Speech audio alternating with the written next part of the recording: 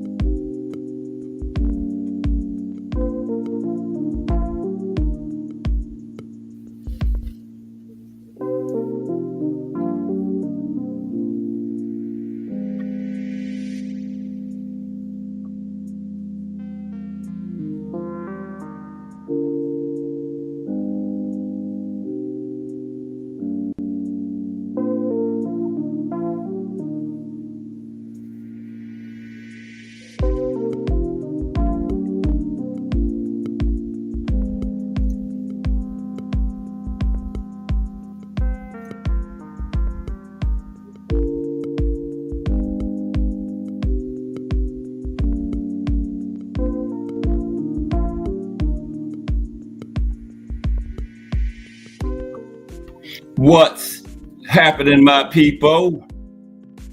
It's Cast Sports again, back for another afternoon with the family. That's right. You know what time it is. If it's Monday through Friday, 2 p.m., it's the Boxtorian, bringing you all that boxing history. Boxing is the greatest sport of them all. That's why we love it. Can't get enough of it. Miss Cass, Mike Rim. Salute, Mike. Salute to everyone. And welcome to another episode of Cast Sports, the Boxtorian. Today, the life and career of Prince Naseem Hamed. The life and career of Prince Naseem Hamed. Happy Friday to everyone. This is the Friday afternoon edition of Cast Sports, the Boxtorian. How's everyone this Friday afternoon? Thomas Hill in the building. What's up, T. Hill? Good to see you today. Yeah, you must have got busy or dropped the link yesterday. You had left. But salute Thomas Hill and Mike Graham in the building. Terry Akers, my favorite sister-in-law, is in the building. Terry is early today. What's up, Terry? Okay, we're going to be talking about the Prince today and his brilliant, illustrious career. Prince was one of the biggest names in the sport at one time. You know, he was a showman. You know, one time they was trying to say he was just the biggest showman as Muhammad Ali was. Yeah, there's some fantastic ring entrances. Go to flying carpet, a motorcycle, little flip over the ropes. And then we got boxing action this weekend. Some pretty good names in there. Of course, Nick Ball, like we've been talking about all week. Nick Ball and Sam Goodman, the Australian. Nick Bowling Ball. I don't know too much about Sam Goodman. Then we got the co-main is Raymond Ford and Abraham Nova. That could be the fight of the weekend. And Moses Atama taking his biggest step up so far against Dillian White, right? So yeah, that should be a good test for the youngster. I think he'll pass it. And that'll be a good name on his record. And then he just keep on stepping up on the way to his world championship attempt. But salute to everybody in the building. Looks like we got a few warriors out there looking. Hope everybody enjoyed the show. Let's get into our fight of the day today, okay? Gotta have our fight of the day to start every show. So now, without further ado, the fight of the day. Let's see. Oh, I couldn't find my studio audience. Y'all out there? In the backyard, I got a 500-foot screen out there. Okay. Terry say, where? Where's this 500-foot screen? I've been over there millions of times. I ain't never seen no 500-foot screen. I just put it up today, Terry. Okay, let's get into the fight of the day.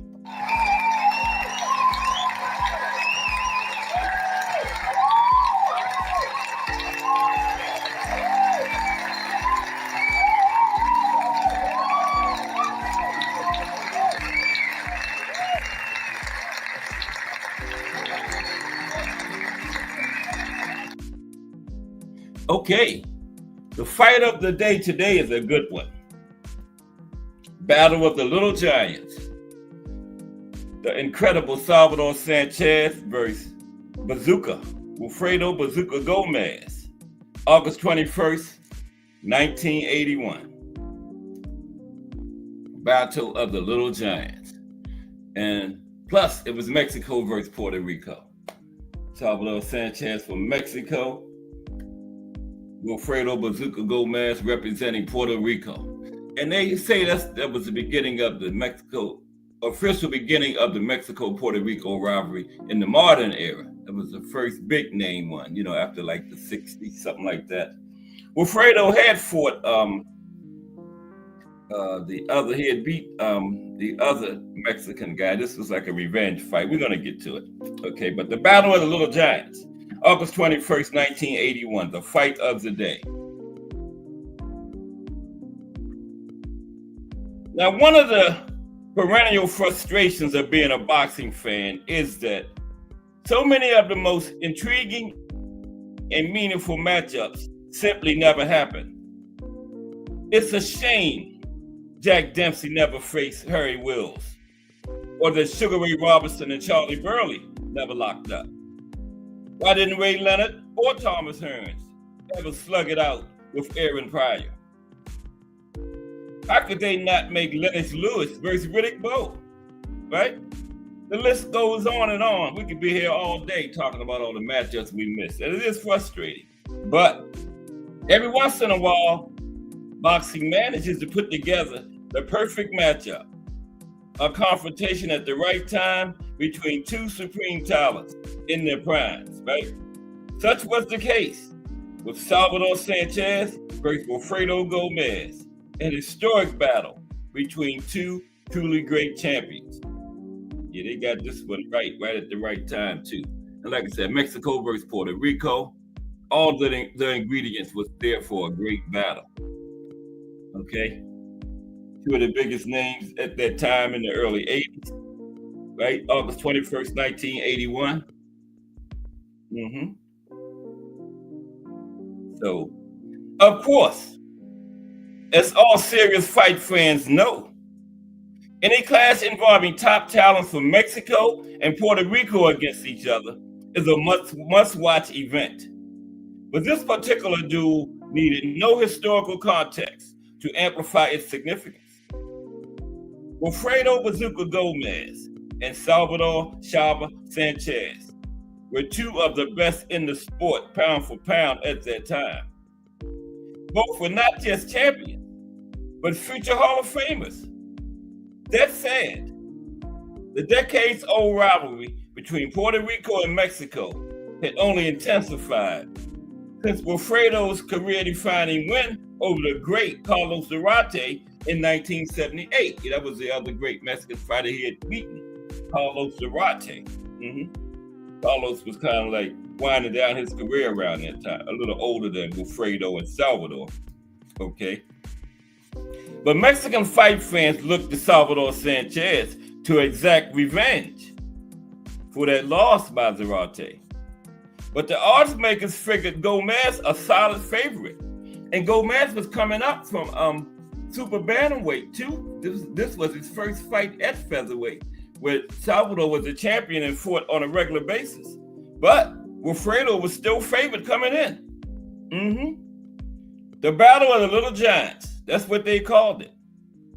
And they could have filled any stadium they wanted to in Mexico City, from Mexico City to San Juan, Puerto Rico, to Los Angeles, California. But instead, Sanchez versus Gomez took place like so many other great fights of the 80s at Caesar's Palace, Las Vegas, Nevada. While millions of Hispanics mauled closed-circuit television outlets to watch what was for them the Super Bowl of boxing in the year 1981. Yep, that was the Super Bowl of boxing. Those two. Okay. And they posed for the cameras, but it wasn't no love lost between them either. Okay. Wasn't any lost love between them. Now, for several years, Wilfredo Gomez had been one of the sport's best fighters. He was dominating the super bantamweight division, and in the process, putting together an amazing 32-fight knockout streak. This man, Gomez, started his career 32-0 out the gate, all knockouts. Okay, 32-0 in his career, all knockouts. No wonder they had him favored, but that was Salvador Sanchez. But Mexicans had faith in the talent of Salvador Sanchez. While not as proven a champion as Gomez, Sanchez had impressed everyone with his toughness, his excellent counterpunching skills, and his coolness under pressure. The 21-year-old rose from obscurity to defeat Danny Little Red Lopez, and had gone on to defend his title 6 times in the process, becoming a fresh new star in the sport of boxing. Okay? But Gomez appeared to view Sanchez as an unworthy champion and embraced the role of cocky macho man, taunting Sanchez at every opportunity, questioning his manhood, and promising everyone it was going to be a short night. Okay? Wilfredo said Salvador was going to go to sleep fast. It's going to be a short night. Now, the stoic Sanchez coolly ignored the baiting and went about making sure he was in the best shape of his life, right? For some reason, Gomez failed to do the same. He was talking all that trash, but he wasn't getting in shape. At the weigh-in, Bazooka Gomez came in 4 pounds overweight and had to visit the sauna for a while before finally making weight, right? And that made it feel possible that the contest was decided right then and there on the scale. Bazooka came in 4 pounds overweight, doing all that trash talking and missed weight. Sound familiar? Like something just happened a little while ago. Guy from Virginia, here's your hint, called The Businessman. I believe Keyshawn alone. But yeah, Bazooka was talking all that trash and missed weight, right? And a lot of people said the fight was decided right then and there. Or maybe it was in the very first minute of the first round, when Gomez forced Sanchez into a blistering exchange on the ropes.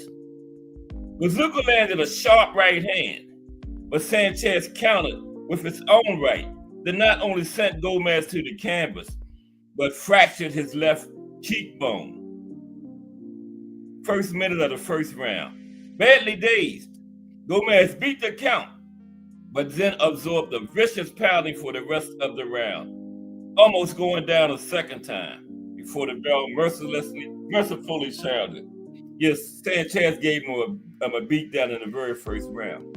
Because you're already going in there fighting. Why talk all that trash? Well, this fighter's going to talk trash, but Gomez went overboard. Why talk all that trash to give your opponent extra incentive? And in that first round, Sanchez gave him a thorough beatdown, okay? Well, probably was decided right there in the first round. Now, against a boxer as good as Sanchez, this was as bad a start as one could imagine. But Gomez showed incredible heart by battling back, even winning several rounds with his aggressiveness. It was exciting, fast-paced action all the way, with Gomez pressing and Sanchez countering, both men landing big shots. Now, unlike all of Wilfredo's previous opponents, Sanchez took Bazooka's best punches without ever buckling, while Gomez appeared vulnerable, his legs wobbling at times, and his face soon sporting huge purple swellings around both eyes. Not one, both eyes. See? Look at Bazooka's eyes. And most of that happened in the first round. I mean, if you watch that fight, Sanchez gave him he didn't stop it, but he gave him a thorough beating in that first round.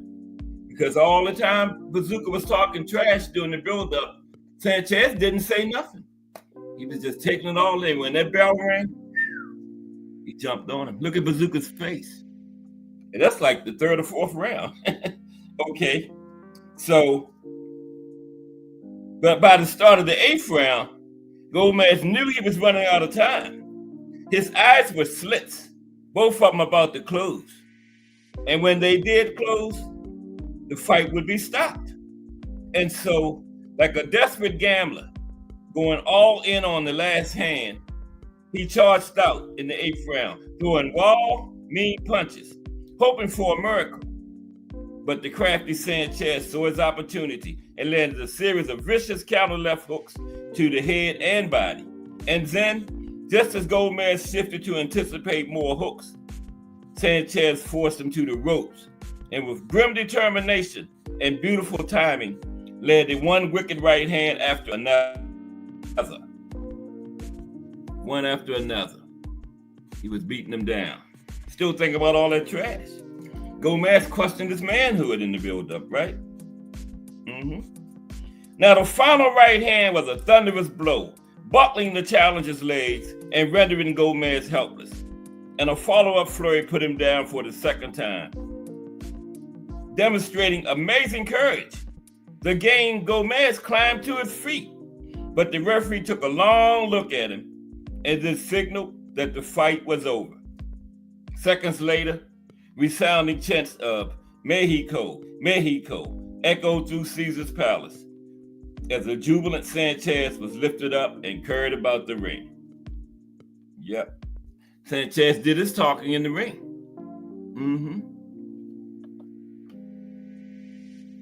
Closed both of Gomez's eyes up, but Sanchez was gone too soon, the great Salvador Sanchez.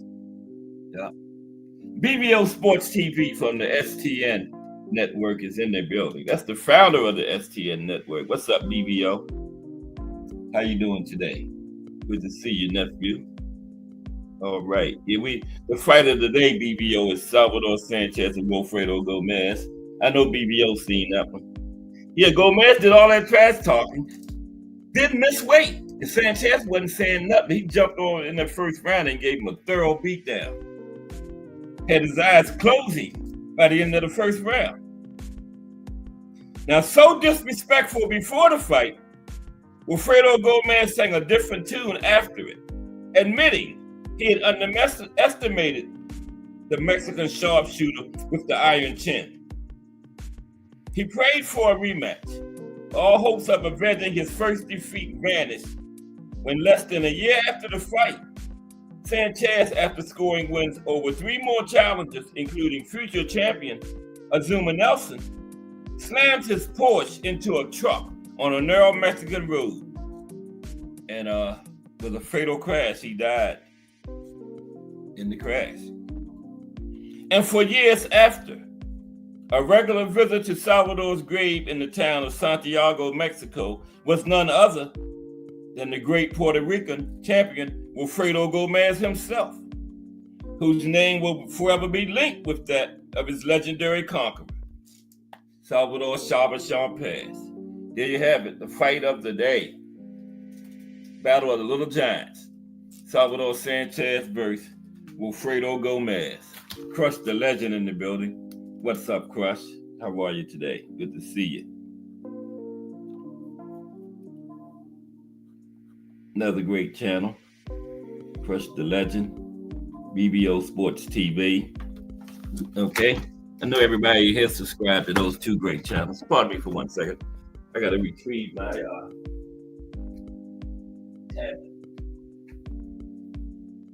Okay, we're going to talk about the Prince. Oh, I didn't need this yet. The Prince, yeah. Bear with me. I'm all unorganized.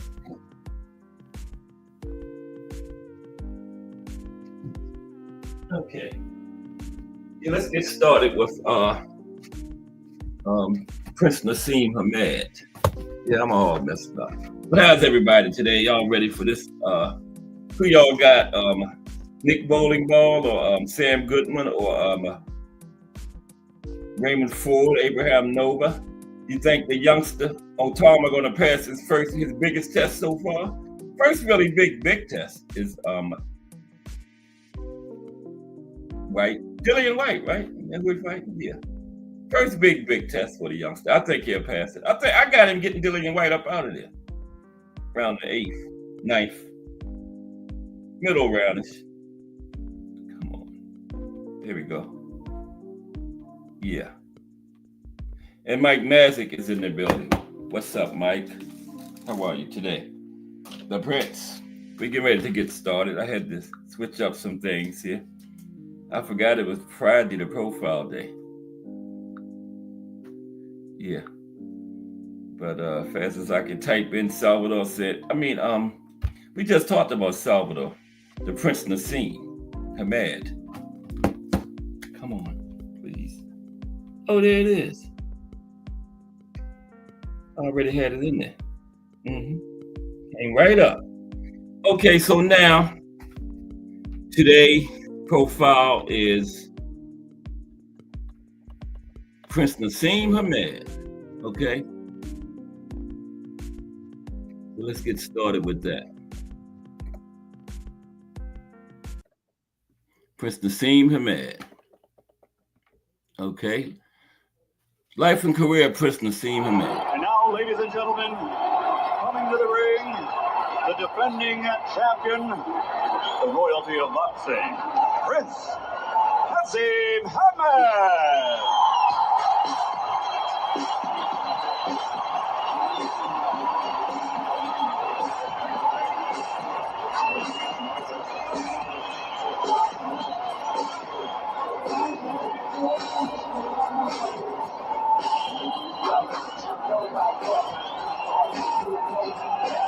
Бывали времена, когда Насема Хамеда, который именует себя принцем, а злоязыки мексиканцы именуют его принцессой.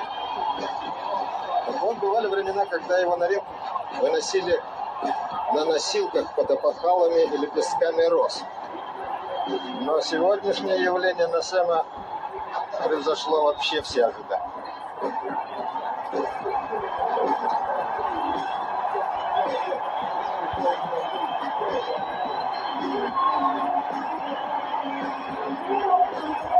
Насема Хамеда живут в Мексике. Все ждут, когда же это случится, когда появится Баррера. Вот. All right. So the Princeton rolled his carpet on down to the ring. Let's get started. Life and career of Prince Naseem Hamed. Yeah, there he was on his flying carpet. Okay.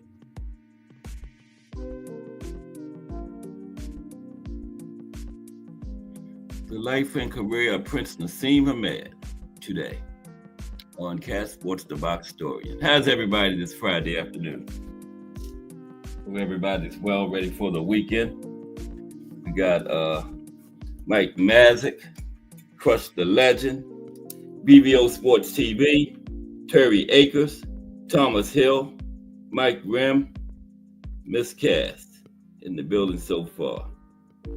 Probably get a few others before it's all said and done. Okay.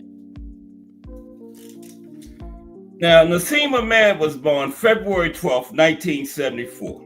Okay?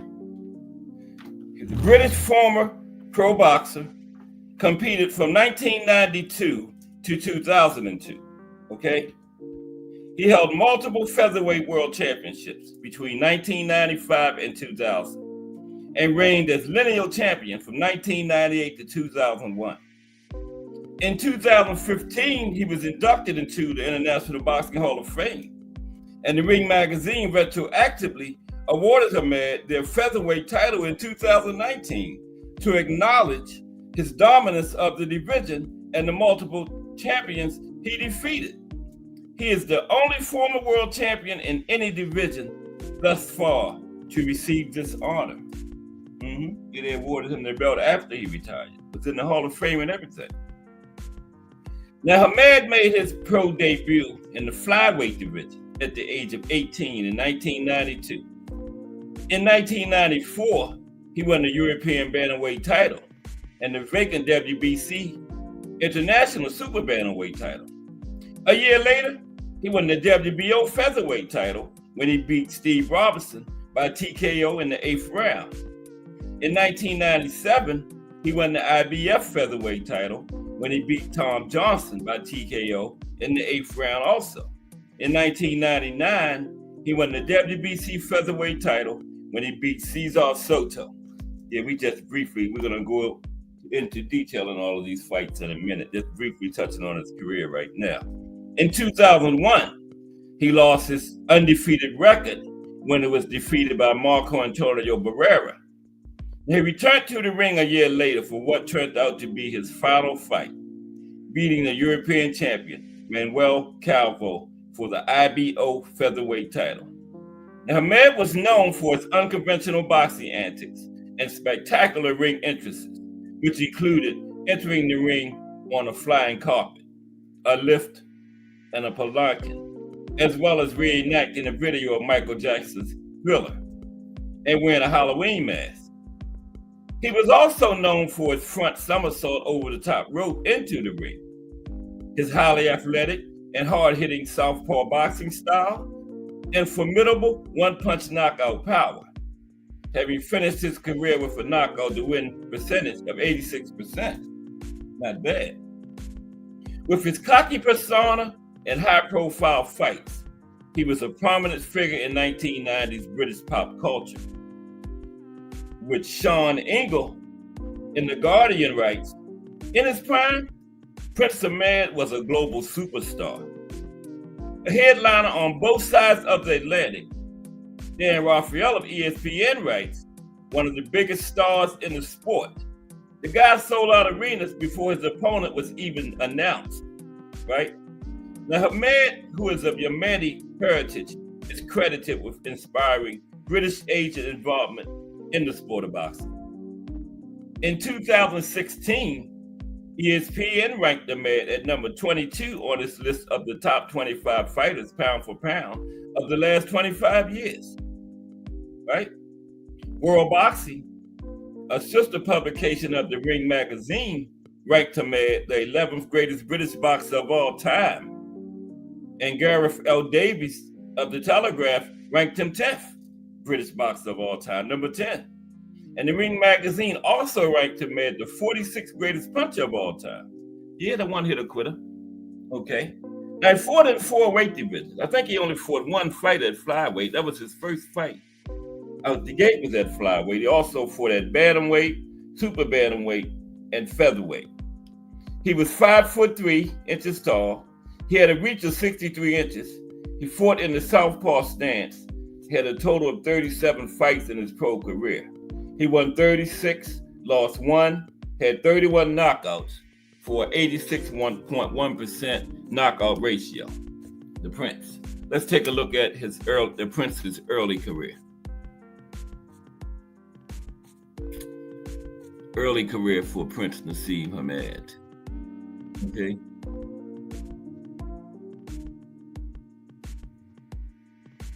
Okay, there's a young Prince right there. I mean, early life. Early life. There's a young Prince. Okay. Early life for the Prince. Now, Hamed was born in Sheffield, Yorkshire, England, to Yemeni parents in 1974. He grew up with 8 siblings. A protege of Brendan Ingles' Winkleback Jim. His talent and flashy southpaw style marked him out from an early age. Okay, so let's jump into the program for the Prince. Beginning his pro career, Prince Naseem Hamed. Now, Hamed started boxing professionally at flyweight in 1992. He soon began rising through the ranks as he knocked out a series of opponents in the opening rounds. At age 20, he won the European bantamweight title, comprehensively beating the beleaguered Vincenzo Bellicastro over 12 rounds. After one defense, he won the WBC International Super Bantamweight title in 1994, overwhelming Freddie Cruz in Sheffield, England, whom he severely punished and stopped in 6 rounds. Hamed's popularity grew, his unorthodox style winning a large fan base and his boxing antics generating a large group of detractors, right?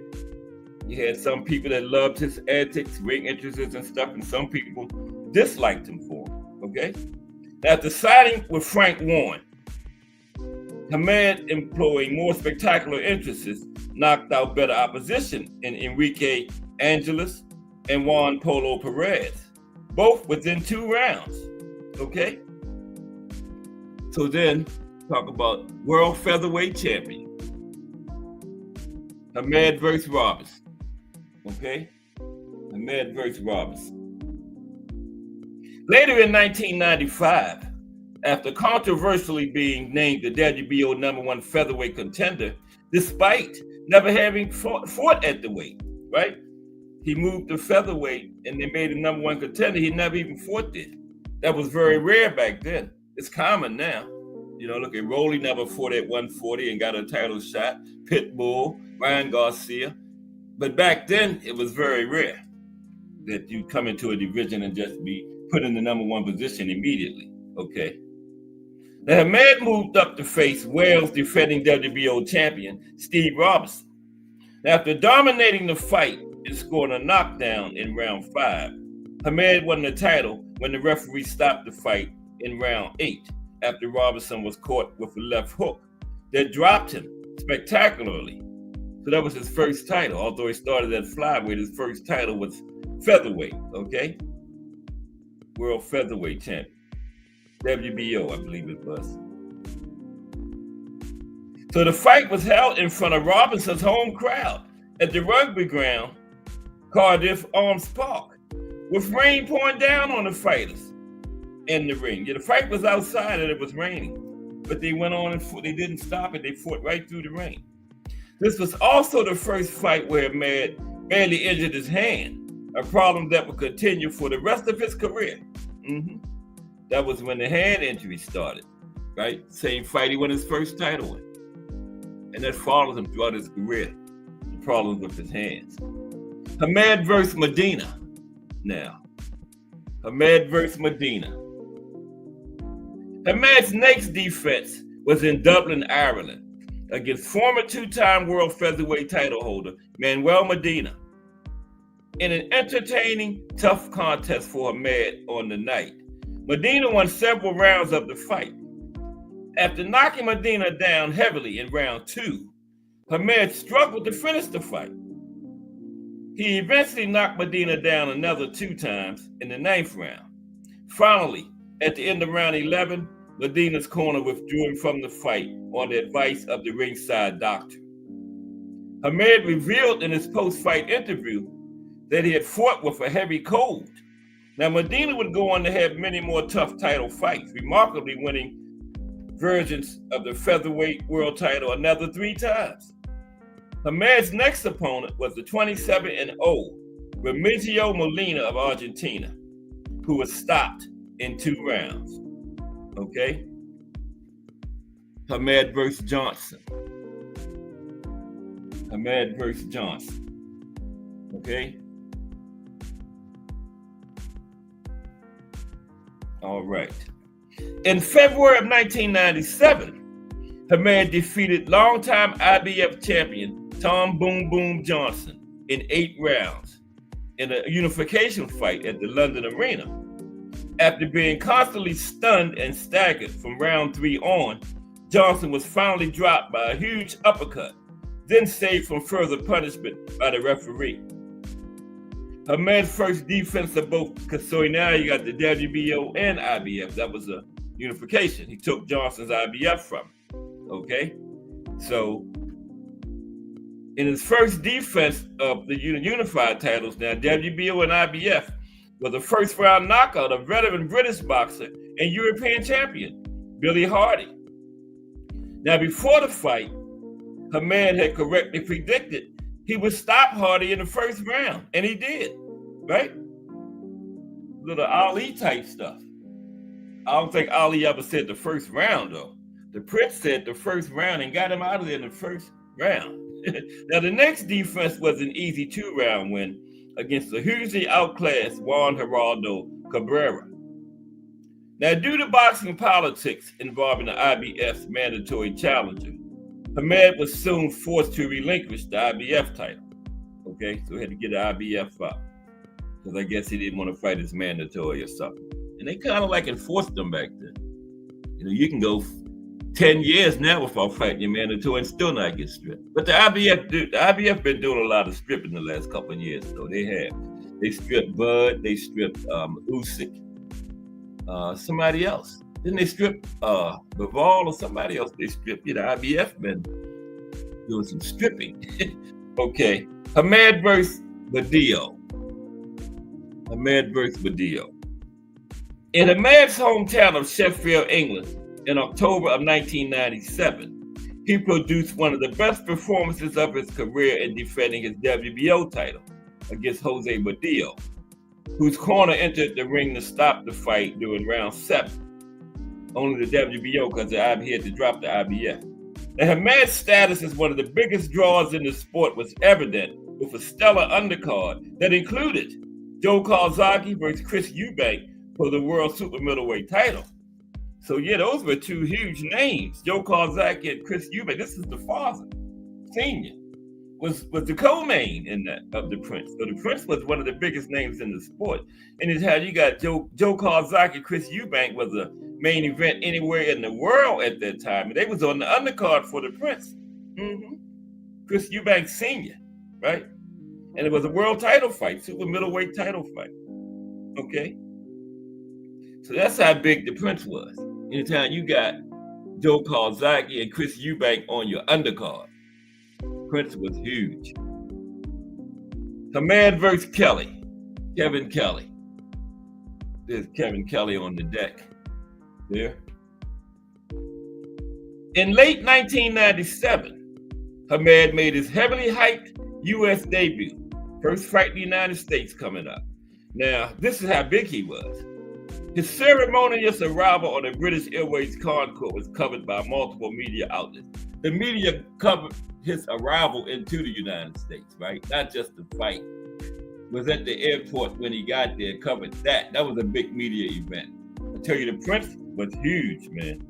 Anytime they cover your arrival, the first fight in the United States, and the media was at the airport when he arrived. That's huge. There he and former WBC title holder Kevin Kelly fought in a highly entertaining fight at New York's Madison Square Garden. Now, prior to the fight, Kelly told Hamed, "I'm gonna smoke your boots." Kelly was talking trash.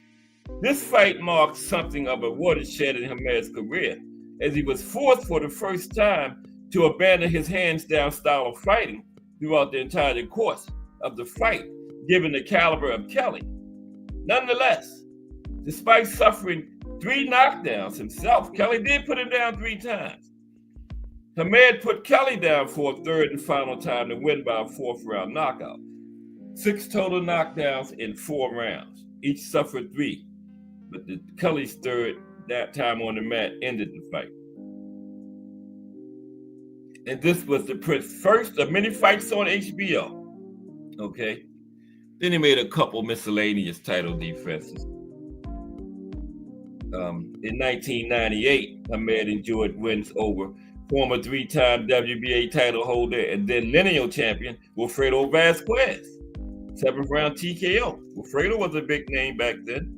Former WBC bantamweight champion Wayne McCullough, 12th round decision. And future IBF champion Paul Engel, 11th round TKO. No relation to Hamed's then former trainer Brandon Engel. Okay. Hamed versus Soto. Hamed versus Soto. In October 1999, at Joe Louis Arena in Detroit, Michigan, Hamed defeated WBC featherweight champion Cesar Soto of Mexico over 12 rounds, adding the WBC title to its collection, and unified the WBC and WBO titles. Now, Hamed soon chose to relinquish his WBC title due to his commitment to being WBO champion. Now, had Vasquez not been stripped by the WBA of his belt, because the WBA did not want their featherweight title unified with the WBO, boxing politics. So when Vasquez went to fight Hamed, since Hamed had the WBA stripped Vasquez because they didn't want their title unified with the WBO for some reason. If not for that, Hamed would have had the distinction of winning all 4 world titles in a division, something only Riddick Bowe had achieved by that point at heavyweight. Now, they wouldn't have had all 4 of them at the same time. Riddick Bowe was never 4-belt undisputed, but he was the first man to win all 4 belts. He had them at different times. He never had all 4 at the same time, but he was the first man to win all 4 of them. If the WBA hadn't stripped Vasquez of their title when Hamed won that fight, he would have been only the second man to have held all 4 belts.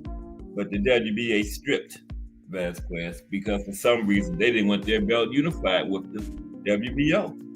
That's crazy. Hamed versus Bungu. Bulani Bungu. Hamed versus Bulani Bungu. In March 2000, at Olympia, Kensington, in London, Hamed knocked out former long-reigning IBF super bantamweight title holder Bulani Bungu of South Africa. Now, the fight was ended with a single straight left hand in one of Hamed's most impressive performances and biggest wins of his career. Yeah, Bungu was a big name too back then.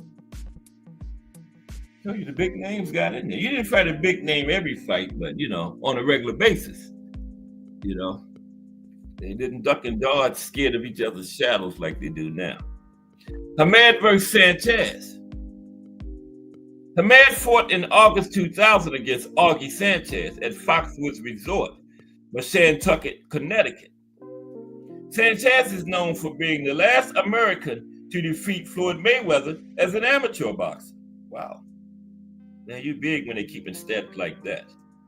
He was the last American to defeat Floyd as an amateur. Wow. Okay, Sanchez was. And Hamed successfully retained his WBO title for the 15th and final time against Sanchez by a devastating 4th round knockout. Hamed broke his hand badly in the fight, and following surgery, he spent half a year out of the gym, gaining 35 pounds in weight. Yeah, I told you he had big problems with his hand throughout his career. Now, rather than face the unknown EBU champion and WBO mandatory challenger, István Kovács, Hamed relinquished his WBO title to pave the way for a super fight with Marco Antonio Barrera. Okay, yeah, that was a super fight. and he was undefeated coming into this one against Barrera. But yeah, Barrera put a beat down on him. Yeah. 8 weeks prior to the fight, which took place at the MGM Grand Garden Arena in Las Vegas, Nevada on April 7, 2001, Marco Antonio Barrera prepared to fight. Barrera had moved up a weight division. At the end of training camp, he was in the best shape of his life, Barrera was. Now, according to Sky Sports, Barrera had trained like a monk in Big Bear, California, while Hamed trained in Bing Crosby's old house. Now, Emmanuel Stewart had arrived to oversee the last 2 weeks of Hamed's training, including sparring, and Emmanuel was worried immediately. He had seen Barrera look razor sharp only a few months before in a stoppage win in Las Vegas, and he watched Hamed not take his sparring with young Mexicans seriously, right? So that might be an indication of why what happened to him happened to him. Barrera was in the best shape of his career, and the Prince didn't take it seriously, as said by legendary veteran trainer Emmanuel Stewart, right? He wasn't, I don't think Hamed's trainer. He was like a consultant or something, like helper guy, something like that. But anyway, Emmanuel was worried, okay? Now, the fight was also for the International Boxing Organization World Featherweight title, IBO, minor title. Barrera handed Naseem Hamed his first and only loss for the lineal featherweight championship by a 12-round decision. What's up, Al Booger? Yeah, I wrote Al Booger's name down. I forgot to greet him. Salute, Al Booger. How are you today, bro? Prince Naseem Hamed today. Okay? Yeah, Barrera handed him his first loss, and it was for the lineal featherweight championship, a 12-round decision. Now, before the fight, Hamed came in as a 3-1 betting favorite in Las Vegas. Hamed could not hit Barrera with his trademark lefts, as Barrera circled to his left and worked both head and body, okay? He circled away from the Prince's left. Barrera was not a fan of Hamed's antics and responded to Hamed's punches during clinches. On one occasion, early in the fight, Hamed grabbed Barrera and they both fell to the ground, where Barrera threw a right jab, leading to a warning from referee Joe Cortez. In the 12th and final round, Barrera trapped Hamed in a full Nelson, put him in the L, and forced his head into the turnbuckle, resulting in a point deduction by referee Cortez. Ultimately, Barrera threw more and harder, and he threw the harder punches and more impressive combinations than Hamed throughout the course of the fight, right? And Barrera was awarded the victory by a unanimous decision, with the scorecards reading 115-112, 115-112, 116-111. I thought it was way wider than that. And he won the lineal and IBO featherweight titles, but that's how popular the Prince was, you know. That fight was damn near 120 to 108. A shutout. Now, the fight drew 310,000 pay-per-view buys on HBO. It was the highest grossing featherweight fight ever in the United States up to that point. Might still be featherweight. Then his final fight was against Manuel Calvo. He was only like 28 when he retired, but he had problems with his hands throughout his career. You know, almost from the very first fight of his career, he had problems with his hands. Yeah, had surgery many times. But this was his final fight, Manuel Calvo. Okay. So, on May 18th, 2002, at London Arena, Hamed returned to the ring for what turned out to be his final fight against the European champion at the time, Manuel Calvo. Calvo was 33 wins, 4 losses, and 1 draw. Now, if this was for the IBO, World Featherweight title, again, minor title, International Boxing Organization. Now, Hamed was booed by the 10,000 fans as he won unconvincingly on points after 12 rounds. Hamed looked sluggish and uninterested. That was his last fight. And the judges scored the fight 120-110 and 2 had it 119-109, pretty much giving Cowboy 1 round. In a post-fight interview with Ian Darke, Ahmed assured a quick return to the ring, which ultimately never happened. And he was just 28 years old when he stopped fighting. For years, he did not confirm whether he had retired officially or not. And there were talks of several fights in the UK and in the United States, including his brother and manager speaking to HBO about a potential fight with Michael Brody, but it never happened. In an interview for BBC Radio Sports Week, Ahmed said that his retirement was largely due to chronic problems with his hands, including multiple fractures, as well as multiple surgeries. Okay, so that was the end of his career, 28 years old. Let's look at his personal life. Okay, let's look at his the Prince's personal life. Now, Ahmed is a Muslim and frequently recited the Takbir out loud before his fights. Sean Ingle writes, he was a proud Muslim who appealed to large chunks of working class Britain. His last fight was watched by 11 million people on ITV. That's a station over there in the UK, ITV. In 1998, he married his girlfriend, Elisha Elphinstone, who had converted to Islam in Sheffield. By 1997, Ahmed had an annual income of $14 million, right? From fight purses and endorsements, ranking at number 22 on Forbes' list of the world's highest paid athletes for 1997. And by March 1999, his net worth was an estimated 38 million lira. That's probably like $50 million, okay? 38 million lira. By January 2001, Ahmed had reportedly amassed a fortune of 50 million lira, which is $75 million. So yeah, 38 was probably like 50 million. 50 million lira is $75 million. He earned over $48.5 million from fight purses, including $8.5 million from his fight against Barrera. I think that was his highest payday right there. Ahmed was the second richest British boxer after heavyweight champion Lennox Lewis in 2003. Ahmed's 2 sons, Adam and Sammy, have been training to become pro boxers. S-A-M-I, that's Samai or something. I said Sammy. That's the English pronunciation. Probably Samai. Right? In 2023, yes, both of his sons was in training to become boxers. Now, I haven't heard anything about either of them on a professional circuit as of right now. In 2023, it was announced that his youngest brother, Ali, had died. His youngest brother died in 2023.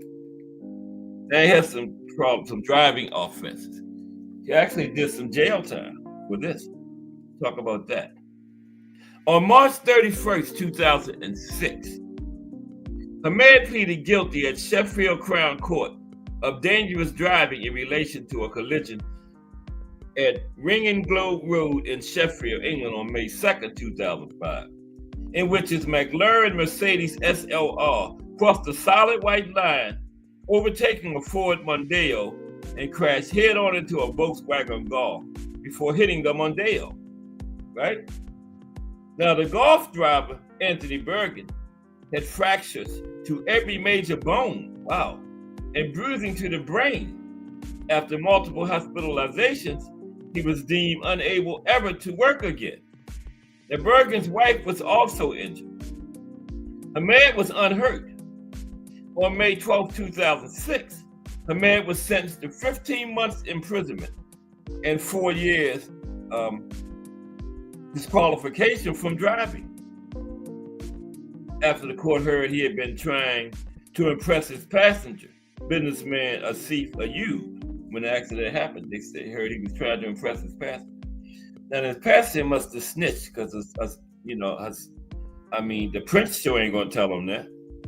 Why would they even tell him that, passenger? They got the man in more trouble. He got 15 months in prison. Right? Now, the judge expressed astonishment that the driver and vehicle licensing agency had refused, apparently on human rights grounds, to disclose Hamad's 4 previous speeding offenses, including a 1-year ban for driving a Porsche at 110 miles per hour on the M1 highway in Derbyshire at 110 miles per hour. Wow. Now, Hamad left prison on September 4th, 2006, after serving 4 months. He had 15 months, he did about 4. 16 weeks, about 4 months, right? So that wasn't too bad. But 1 day is enough in prison. I used to work there. 1 day is enough, trust me. He did 4 months on a 15-month sentence, right? And was placed under home detention curfew for the remainder of his sentence, monitored by an electronic tag. He was on home monitor. After a recommendation from the Honors Forfeiture Committee, he was stripped of his MBE on December 12th, 2006, right?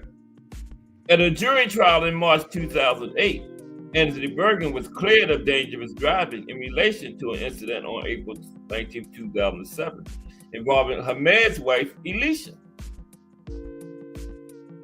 Legacy and influence, okay? Yeah, we're winding down on this. We're gonna look at a couple other things. Legacy and influence for the Prince. Let's look at his legacy. Now, Hamad's boxing career was seen by many experts in the sport as one of massive potential. His promoter, Frank Warren, once said of Hamad, "I think at one stage he was the most exciting fighter that I'd ever been involved with," right? At one stage in the early part of his career, he could have gone on to become one of the great fighters. This is Frank Warren talking. But that disappeared when he didn't fight as regularly as he should have done, when he was cutting corners on his training. It just didn't work out for him from that point on. Frank just mad he didn't get them more often and make him more money. Moreover, commentators have pointed out that Hamad's ability should have propelled him to achievements that would have given him legendary status, but that his noted dislike for the long, hard training camps and long periods away from his family hindered this. He didn't like training. He didn't like all the time away from his family, so that really hurt him, right? As popular lower weight fighters like Oscar De La Hoya and Cassius Tszyu moved into the midweight classes, and the Mexican champion Julio Cesar Chavez declined, Hamad and Arturo Gatti filled the void. Hamad's boxing antics made him the new poster boy for lighter weight boxing, and his charisma attracted large numbers of fans. In 2002, the UK public voted Hamad's victory over Kevin Kelly on the list of the 100 greatest sporting moments ever, right? British boxing pundit Steve Butt stated on March 15, 2008, that Hamad was the greatest British boxer of all time. World Boxing, a sister publication of the Ring magazine, ranked Hamad the 11th greatest British boxer of all time, while Gareth Davis from the Telegraph ranked him 10th, right? Didn't do that. Okay. And the cultural impact. He's considered one of the most successful and influential fighters of any of my 35 years in the British boxing business, according to boxing trainer Emmanuel Stewart, right? Yeah, that's big praise from Emmanuel Stewart. He's a legendary trainer, been around boxing forever.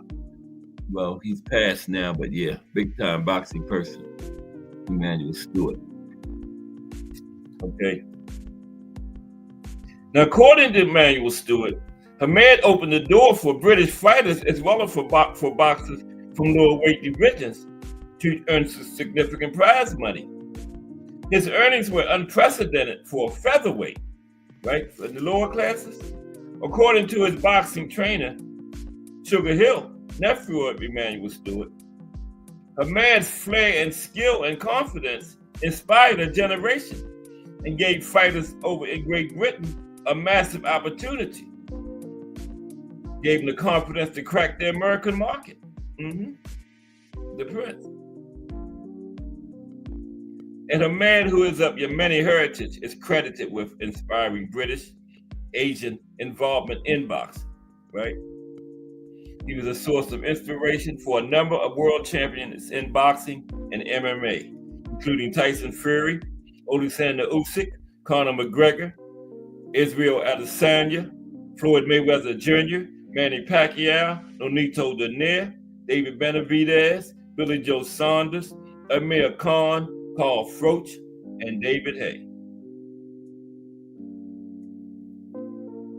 And he also inspired a number of boxing trainers who have gone on to train world champions, including Sugar Hill Stewart and Ben Davis. And there you have it, the life and career of Prince Naseem Hamed. Okay? So now, let's talk about, since Prince did most of his best work 90s, early 2000s, why is boxing not as popular anymore as it was in the 80s and 90s? Why has boxing's popularity fell so much?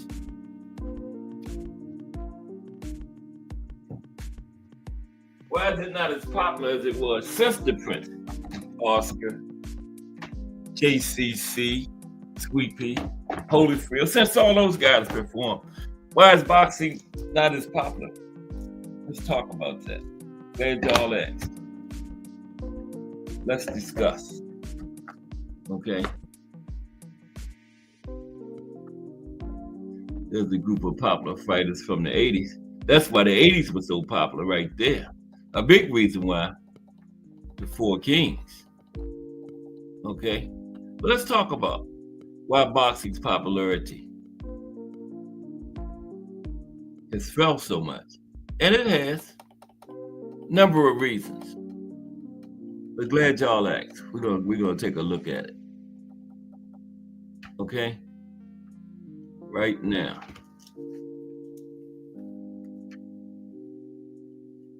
But yeah, everybody read. I think we got some boxing tonight. I know I was looking at one MMA card. I thought it was for boxing, but it was MMA. Okay.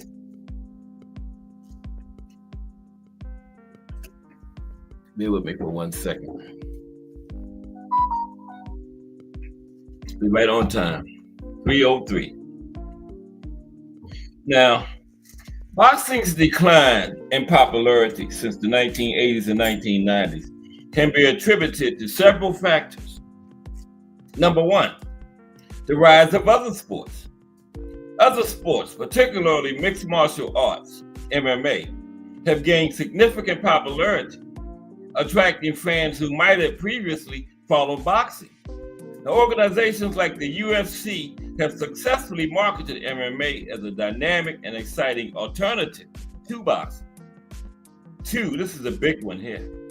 Big reason why the popularity has fallen. Fragmentation of boxing.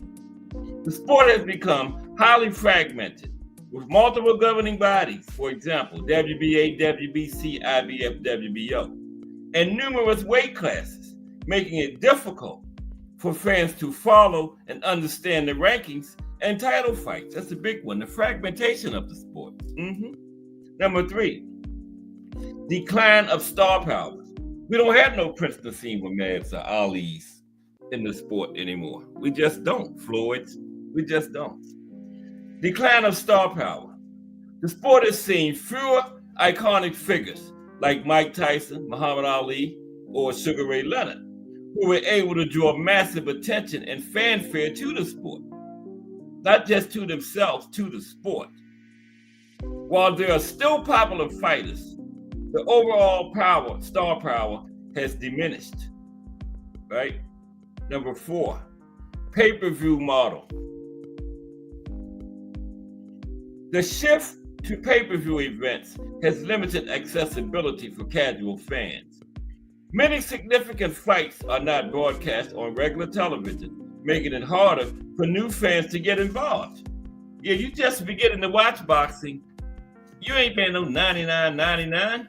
Now, hardcore fans like us will pay it because, we know a lot about these fighters and really want to see these fights. But a casual fan just getting into the sport, they ain't paying that kind of money. So your pay-per-view has had a big deal with the popularity falling. That is a good point there. Number 5, safety concerns. Increasing awareness of the health risks associated with boxing, particularly concussions and long-term brain damage, has led to more scrutiny and concerns about the sport's safety. Number 6, changing entertainment preferences. As entertainment options have expanded with the rise of streaming services and digital content, traditional sports like boxing face more competition for viewers' attention. Number 7, promotional issues. Promoters and networks sometimes struggle to put together the most anticipated fights, leading to frustration among fans. Delays in matchups between top fighters can diminish interest in the sport. Overall, while boxing remains a respected and followed sport, its cultural and commercial standing has shifted compared to the high-profile era of the 80s, 90s, early 2000s. Now, what about this? What changes could be made to revive boxing's popularity today? Good question. Glad y'all asked. What changes could be made to revive boxing's popularity today? What can bring the popularity level back up? That is a very good question. Okay, let's see some changes that can be made to bring the popularity. I ain't saying that boxing is gone and done, but the popularity level has fallen. What kind of changes would bring it back up? Reviving boxing's popularity today could involve several strategic changes. Number 1, promote star fighters, right? The promotion is not good at all. The best promotion comes from the content creators, right? I think it was D-Free the other day said it. The networks don't really do too much in boxing at all, too much, as far as promotion and commercials about it and stuff. No, you hardly ever see boxing. Like D-Free was saying, only when they're having a fight. Other than that, you don't hear about boxing. Most of the promotion and stuff is done right here from the content creators in these streets that we in. So promote the star fighters would bring the level of popularity back up. Focus on building and promoting charismatic fighters who can capture public interest. Engage in narratives around fighters' backgrounds, right? Engage in narratives around fighters' backgrounds, rivalries, and personalities can help draw fans. And the rivalry thing is a lost cause because they won't get in there with each other. We should have had Boots and Virgil a long time ago, Tank and Shakur a long time ago, Benavidez and Canelo years ago, right? So yeah, that's what's wrong with boxing. We're not getting the fights that we need. We just had 2 weeks back, a 48-year-old guy come back in the ring and get a title shot. Manny Pacquiao. When was the last time he fought? 2021? Meanwhile, you got guys been fighting constantly between 2021 and 25. But this 48-year-old man comes back and gets the title shot. That's why the popularity of boxing is falling. You take a casual fan like, well, they know Manny Pacquiao, but they haven't seen him in 4 years. But he in a title fight? And then Barrios going to go out there and carry him? Have instructions not to hurt him? That's why boxing popularity has fallen. They didn't do that kind of nonsense back in the day, right? 48-year-old man would have came back. He would have had to work his way to the top. He wouldn't just step back into the ring in a title fight. Come on, man.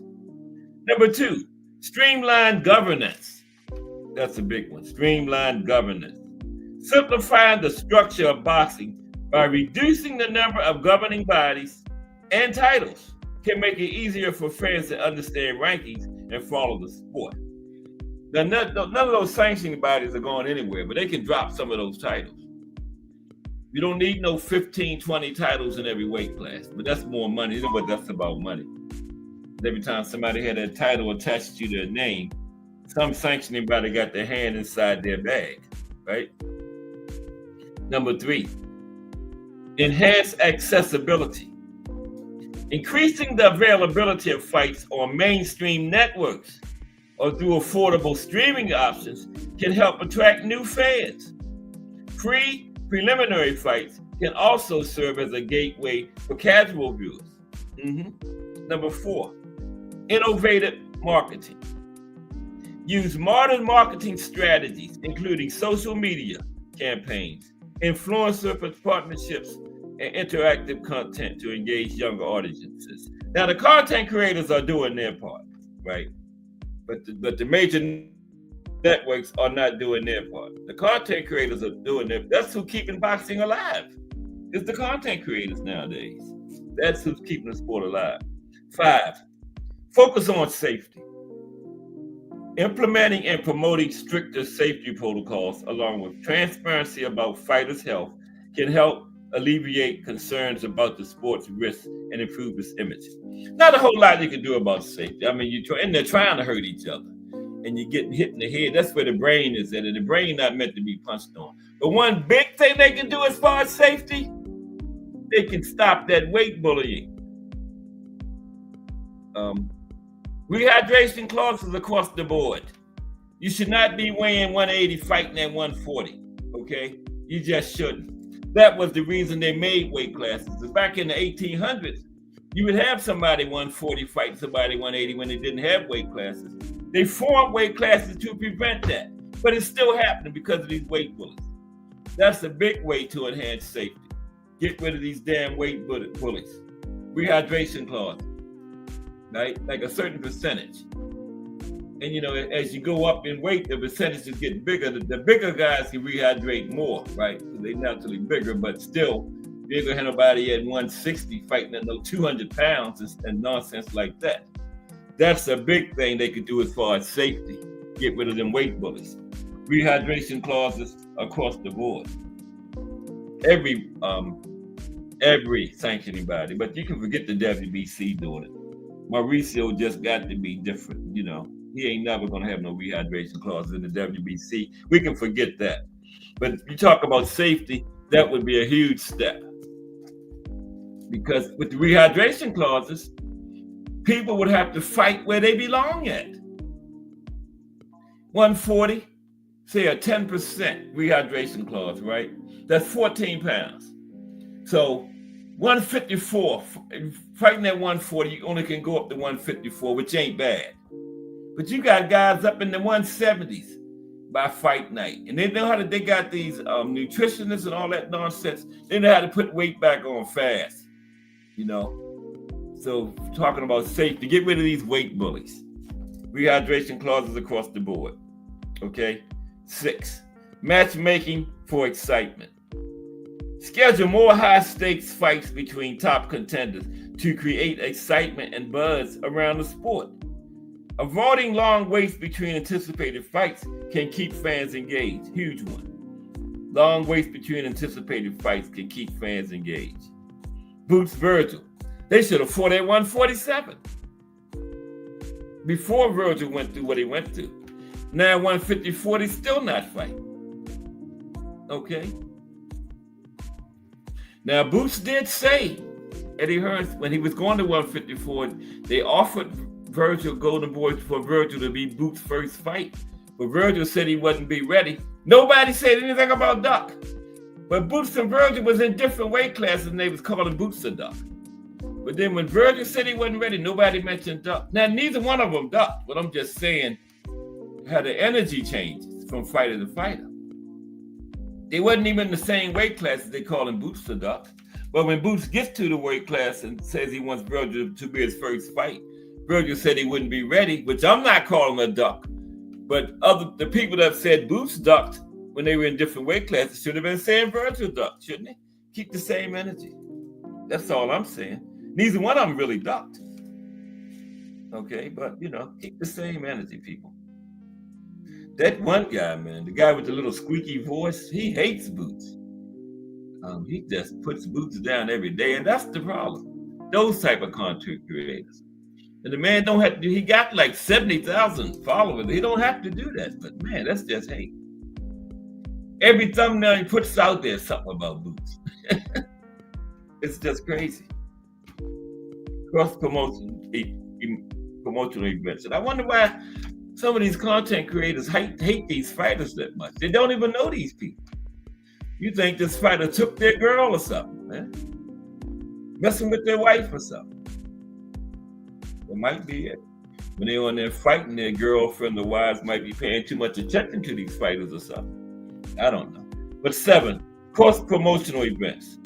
Collaborate with other combat sports, including MMA, to create crossover events that can draw fans from both sports and boost viewership. That is a great idea there. Put MMA and boxing on the same card, right? That's how you get fans. Start boxing may be the main event, the co-main MMA, then another boxing match, then another MMA event. Because the third event is boxing and another MMA event coming up. The MMA fans going to stay there. And you might get some new fans like that. That's a great idea. Put MMA and boxing on the same card. Great idea. But it seems like they're not trying to make it better, because wouldn't the powers that be know about this? They should pay people to sit back and come up with these type of ideas. Community engagement, number 8. Invest in grassroots programs that promote boxing in local communities, especially among young people. Building a strong community base can help cultivate future fans and fighters. No brainer. Number 9, leverage technology. Utilize virtual reality and augmented reality experiences to engage fans in new ways, such as allowing them to experience fights from different perspectives. Number 10, diverse fight formats. Introduce different fight formats, like tournament-style events or mixed rules matches, to keep the competition fresh and exciting. They need a tournament. That one back, what was it? The Super 6, what was it? Carl Froch and Andre Ward, I forgot the name. What, the Super 6 or something? Yeah, that was a huge hit, but they've never had another one. That was a huge hit. As hot as 140 or 154, a Super 6 or a Super 10 or Super something would be fire, man. That would be fire. All those different fighters, and one man standing at the end like Andre Ward was after the Super 6. One man standing at the end. Okay? And it was the WBA and the WBC came together, and Ward ended up with both titles at the end of the tournament. Yeah. By addressing these areas, boxing could potentially regain its appeal and attract a new generation of fans, because they're losing them. We losing them, man. We losing them. Yeah. Okay. So now, let's do this. Okay. Where am I? I had about 5 things. What is this? This is the 4th thing. We had the fight of the day. Right? I'm on the wrong thing. Today is Friday. I was looking at Thursday. We had the fight of the day. Life and career esteem. Okay, let's look at some other great boxers from the 90s then, since we talking about the Prince. Let's look at some other great boxers from the 90s. I like looking at other great boxers. Like we looked at the Canadians yesterday. Yeah, let's do that. Since the Prince did his work around that era. How about some other good boxers from the 90s? 10 of them. Okay. Oh boy. They keep changing stuff. Some other great boxers from the 90s. Darrell Hattie. What's up, Jabril? How are you today? Yeah, we covered the Prince. Now we just talking about some other things from around the era where the Prince fought, Jabril. We're gonna look at some other great boxers from that era now, from the 90s. Ranked by skill. Ranked by skill. Okay? Let's get into that. Now, success in boxing doesn't come from universal traits, but rather being more talented than others. Boxers like Mark Too Sharp Johnson, Evander Holyfield, and James Toney were top talents of the 90s. Okay? The physical gift that fighters like Terry Norris and Oscar De La Hoya had made them stand out in the sport. Ken Saw Love One in the building. What's up, Ken Saw Love One? How are you today? Good, always a pleasure to see you. We're just talking about some other great. Prince Naseem Hamed was the profile. We're talking about some other great fighters that fought in that same era. Let's look at that. Some other great fighters from the Prince Naseem Hamed's era. Now, boxing is a unique sport because fighters with different shapes, sizes, and skill sets are able to succeed at it. Now, while there is no universal trait that guarantees success, it certainly helps to be more talented than others. That certainly helps. Now, many other sports' top fighters stood out during the 1990s, which was an important period in boxing because they were simply more talented than the rest. Now, many stars of this era were unrivaled in skill, right? And could be world champions today if they fought in this era. Oh, for sure. Okay. We're going to start out with Mark Too Sharp Johnson.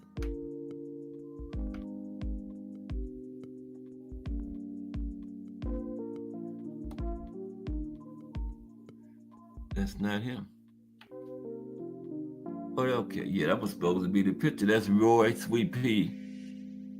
Roy, somebody in JCC. There's Mark Too Sharp Johnson there. I was supposed to be showing that while I was talking about the 90s. There's Too Sharp, one of Thomas Hill's favorites. Too Sharp was certainly too sharp for his opponents. Johnson's tricky southpaw style was tough to solve. Yes, it was. Yes, it was. Hall of Famer, he never received the stardom he should have had due to fighting in the lower weight classes, as well as personal and promotional issues. He was the former flyweight and junior bantamweight champion. Too Sharp was one of the best fighters in the lower weight classes. A fast southpaw, he didn't rely on defense, as many would have expected him to. He was pretty aggressive with good power and an excellent jab. Johnson was a good inside fighter as well. He was skilled defensively with excellent reflexes to dip and dodge punches. Mark Too Sharp Johnson. Talking about some great boxers from the 90s. The real deal, Evander Holyfield. Holyfield was a tremendous puncher. He was the undisputed cruiserweight and heavyweight champion, Holyfield was, right? And he was the first boxer to win titles in the 1980s, 1990s, and 2000s. Okay, those 3 decades. Now, Holyfield had a devastating arsenal of hooks and uppercuts that finished opponents. One of his only flaws was his occasional slow starts that put him behind on scorecards. However, Holyfield faced many of his peers during his peak, including Mike Tyson, Lennox Lewis, George Foreman, and Riddick Bowe. Evander. James Lights Out Toney. How about the 90s? Lights Out. Toney was extremely gifted, right? He reigned as lineal middleweight champion before winning the IBF super middleweight and cruiserweight titles. Lights Out. JT. Any question about James Toney involved his conditioning, as he was clearly one of the most talented fighters in the sport of boxing. Lights Out was, no doubt. Okay, we're gonna run on through these. Terrible Terry Norris. Terrible Terry Norris was fast and quick. Norris may have taken his power speed combo for granted. Norris realized that his physical gifts were overwhelming, which meant that he coached against lesser fighters. Yep, Terrible Terry. Oscar De La Hoya. De La Hoya was a 6th Division world champion. Oscar possessed a sharp jab that opened up the rest of his attack. Tito Trinidad.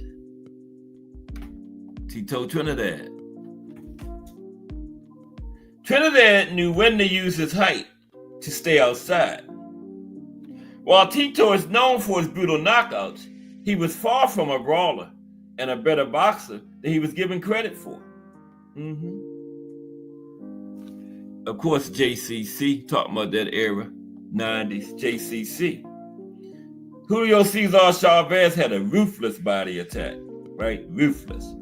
Chavez was the lineal lightweight and junior welterweight champion. Yes, he was.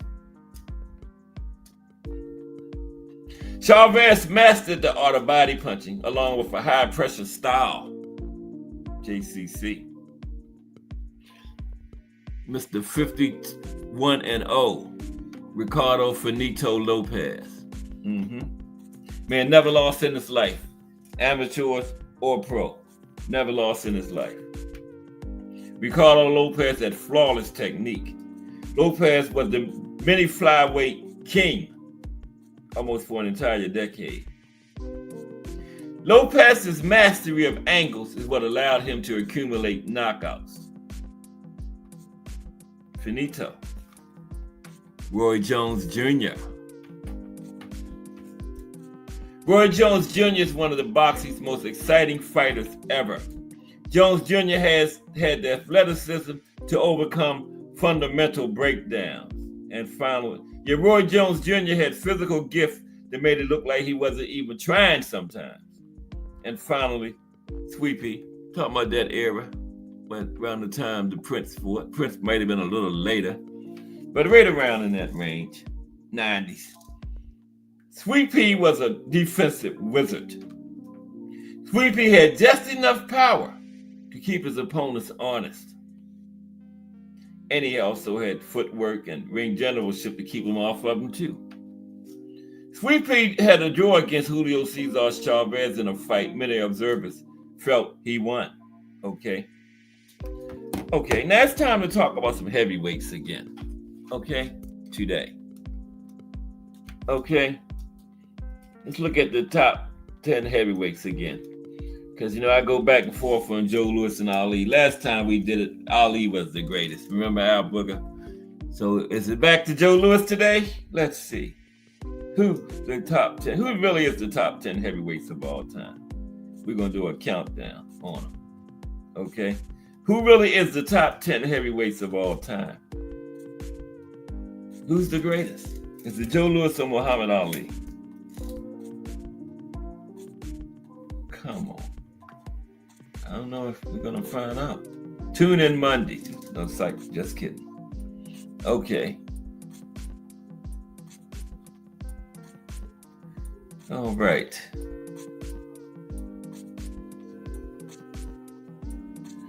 We are done with the Prince. How do we rank the top 10 heavyweights? How was the top 10 heavyweights of all time ranked? Let's take a look at that to close out for today. Okay, top 10 heavyweights of all time. I mean all time, all the way back to the Boston Strong Boy, John L. Sullivan. He could be on here. All the way up to now, Alexander Usyk, the reigning best heavyweight in the sport today. But Usyk is not an all-time great heavyweight. He's an all-time great cruiserweight now, but not heavyweight. Usyk has never been an undisputed champion. No knock on him, but he's just not an all-time great heavyweight. Now, cruiserweight, oh yeah. I put him right behind Holyfield. Okay, but not heavyweight. Now I can't find out what I wanted. What was it? Please come up. Yeah, I was begging the phone. Okay, there we go.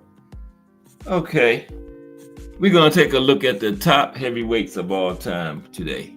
Again, we have to do that every so often. Number one, Muhammad Ali is still the greatest. Okay. Now, ranking the top 10 heavyweight boxers of all time is a subjective task, as different criteria can be used to evaluate their careers. However, considering their entire careers, including achievements, longevity, competition faced, and impact on the sport, let's take a shot at it. Muhammad Ali, number one heavyweight of all time, right? 56 wins, 5 losses, 37 knockouts. Biggest win?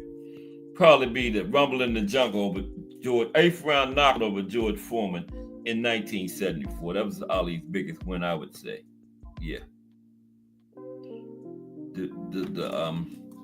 Julian Manila was a close second, but I would say that went over George Foreman. He was favored to beat Frazier. Nobody gave him a chance against Foreman, not even members of his own team. Okay. Now try to forget Muhammad Ali's social impact. Quotes, good looks, and even that unique fighting style that saw 6'3" Adonis float around the ring like a featherweight, his fists by his sides, daring you to hit him. What makes Ali the number one heavyweight ever is something far more concrete, though. Okay? Simply, he beat more great heavyweights than any fighter before or since. Sonny Liston, Floyd Patterson twice, Big George Foreman, Smoking Joe Frazier twice, Ken Norton twice, and many more Hall of Famers around that. When Ali first retired in 1978, he was a 3-time heavyweight champion who had avenged every defeat.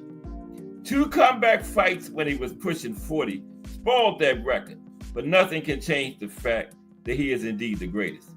And the most biggest stat that jump out at me about Ali is, as I told y'all about those rematches. He had 11 rematches in his career, 11-0. Didn't lose any of them. That's impressive. Had 11 rematches, didn't lose none. Okay. Enough said. Course number 2 is the Brown Bomber, Joe Louis Burrell. Okay. 66 wins, 3 losses, 52 knockouts. Biggest win? Max Schmeling 2. Because remember, Max Schmeling was the only man to beat him at that time. Only man to beat Joe Louis in his prime before he decided to come back. When he first retired, that was the only loss he had. And Max Schmeling didn't just beat him, knocked him out. That's why the rematch, when he knocked Max Schmeling out, was his biggest win. First round knockout. Stone-faced, unstoppable, with a jab that felt like someone jammed an electric light bulb in your face. That's what one of his opponents said, James J. Braddock. Lewis made a record 25 heavyweight title defenses and only lost once in his prime to Max Schmeling, who picked out a flaw in Lewis's technique. It was avenged in devastating fashion. 2 minutes and 4 seconds of the violence that left Schmeling with broken bones in his back and a 2-month hospital stay, right? A 2-minute, 4-second fight gave Schmeling a 2-month hospital stay. Okay? When Lewis first retired in 1948, he did so as champion with a 58-1 win-loss record. Okay? The Brown Bomber. Coming in at number 3, greatest heavyweights of all time, the Galveston Giant, Jack Johnson. The Galveston Giant, Jack Johnson. 72 wins, 11 losses, 11 draws, 3 no contests, 38 knockouts. Biggest win was James J. Jeffries 1910, because that was when they was trying to get that heavyweight title up off of him, right? First black heavyweight champion, the period that the country was in, they didn't like that. And James J. Jeffries was a great heavyweight, but he had been retired for like 5 or 6 years, and none of the active fighters could beat Jack Johnson. So I think it was 5 or 6 years, but Al Booker, that James J. Jeffries was retired. But anyway, none of the active fighters could beat him. So they was trying to find somebody. At first, James J. Jeffries wouldn't come out of retirement. He said, I got my farm. I made good money in boxing. I'm happy. But then they made him an offer he couldn't refuse. So he came out. But Jack Johnson just beat him down. Now, the James J. Jeffries had been fighting regular. I think Jack Johnson would have still beaten him, but it would have been a much better fight. But the man hadn't fought in years, right? And they talked him out of retirement to try to get the title back, but they couldn't. They still couldn't get it. So that was probably Jack Johnson's best win, just because of the narrative surrounding that fight, and he kept his title.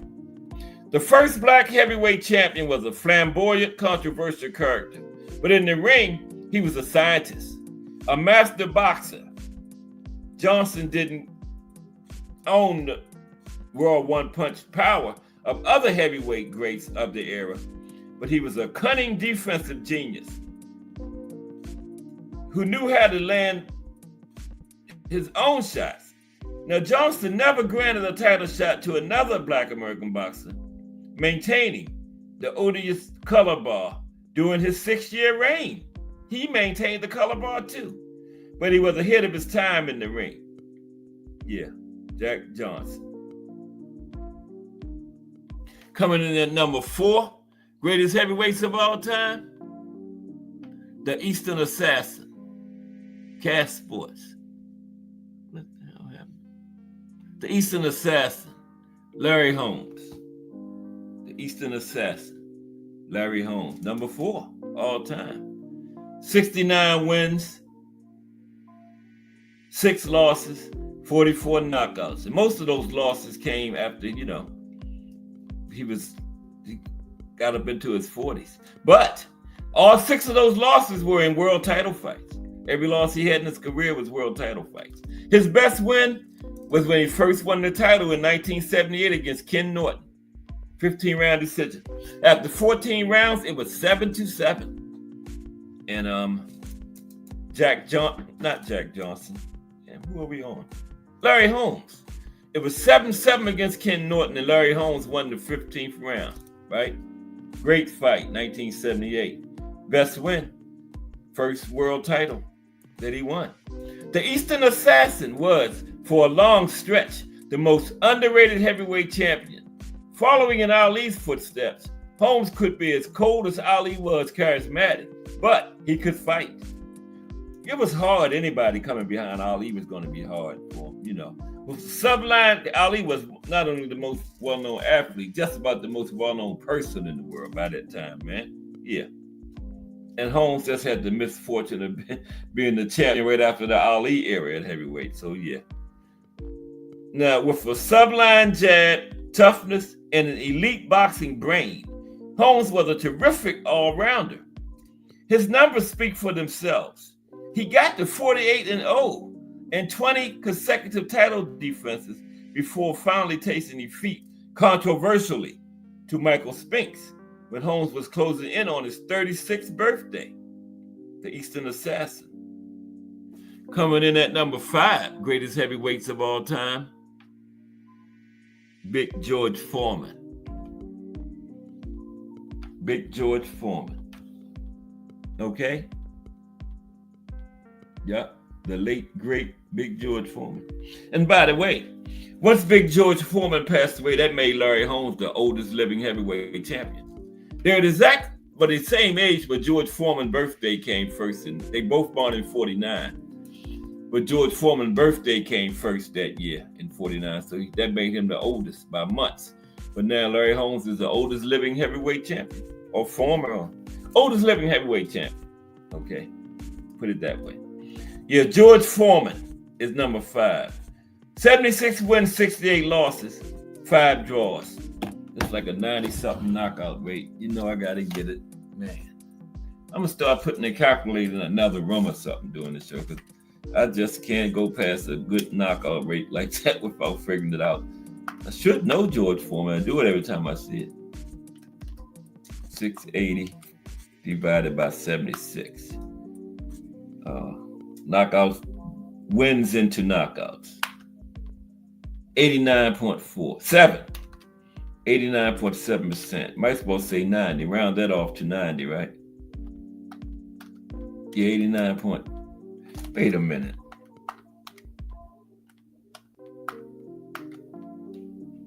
Yeah, 89.7%. 90% for Big George, right? Oh my goodness. Now I done hit the thing and closed it.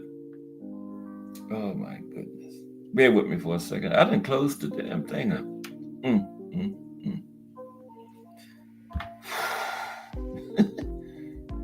It jumped right back in there though. But how's everybody ready for the weekend? We're right at it.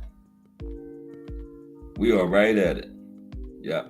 We're on Big George, right? Yeah. Big George is number 5 on the list today. Pretty much the same. My top 2 is the only ones that usually change. But it's been Ali for a while, Al Booger, if he's still in here. Al Booger pointed out how I flip-flop on the top 2 all the time.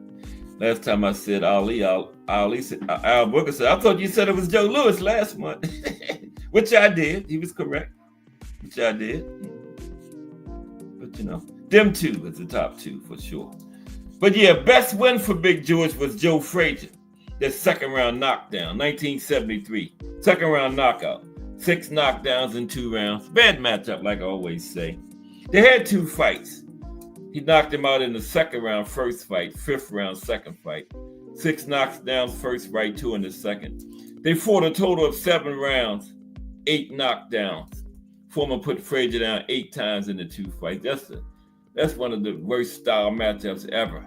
You know, with Foreman, Frazier's come forward style and just what he had to go through coming toward George Foreman off fight. But Frazier knew no other way to fight, right? He knew no other way, so that was just a terrible style matchup for him, Joe Frazier, you know, right? Because I showed y'all this before. Look at this. Now imagine fighting George Foreman like this. You're going to run into trouble, right? Why it won't come on? Yeah, imagine fighting George Foreman like that. That's him and Ali there. You imagine what you running up on George Foreman repeatedly like that? That's why Joe Frazier, it was a terrible style matchup for Joe Frazier. Yeah, but that's what Frazier did. He only knew one direction, forward. Okay, but look at that beautiful footwork Frazier got, man. Look at that. Short steps, hop. Look at that. Beautiful.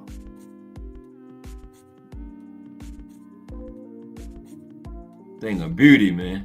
Okay, let's get back. Yeah, I just wanted to show you that, you know, fighting like that against George Foreman is not good.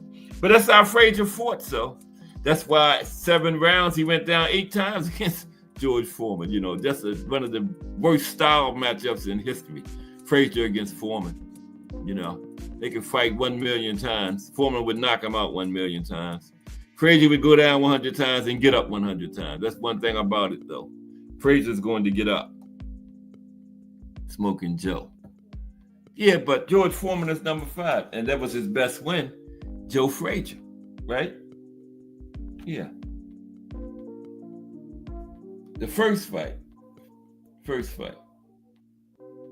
Okay, Frazier's on. You know Frazier in the top 10. Now, arguably, the division's greatest puncher. Unarguably, the division's greatest comeback. Peak Big George demolished unbeaten Frazier inside 2 rounds. Then did the same thing to tough Ken Norton. But it's his late career comeback that sealed Foreman's greatness. Age 46 and pudgy and smiling. 45, excuse me.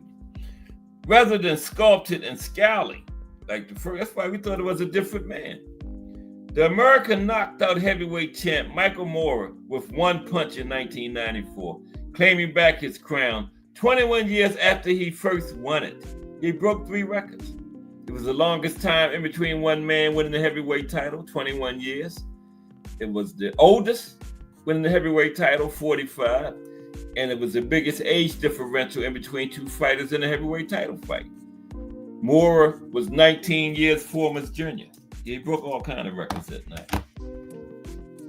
I done lost the chat. I gotta be able to see the chat, man. Oh, there it is.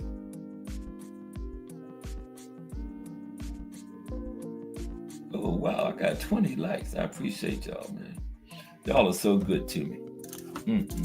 I feel sorry for the old man. Hit the like.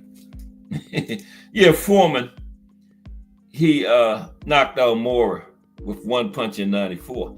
Now, Teddy Atlas, Moore's trainer, told him, you got to fight one just box. And Moorer came out there, what was it, the 10th round? Ran straight up into the phone booth, man, in the pocket, and got knocked out. And Teddy Atlas was screaming at him to box. Why do you have your trainer over there if you're not going to listen to him? Save that money and don't have a trainer if you're just going to go out there and do what you want to do, right? You paying the man to be your trainer, take his advice. But no, Moorer would have won that fight. Foreman couldn't catch up with him. But all of a sudden he wanted to be macho. And they say the power is the last thing that goes, and Foreman proved it that night. One hitter quitter. Number 6, the Manasseh Mauler, Jack Dempsey. 64 wins, 6 losses, 53 knockouts, 9 draws. That's a lot. Well, yeah, 9 draws. Some people had 40, 50 draws back then. I don't know why I'm fooling with that knockout rate. That's like 70-something. No, 82%, because it's a lot of fights. Yeah, 82% for the Manasseh Mauler. You know.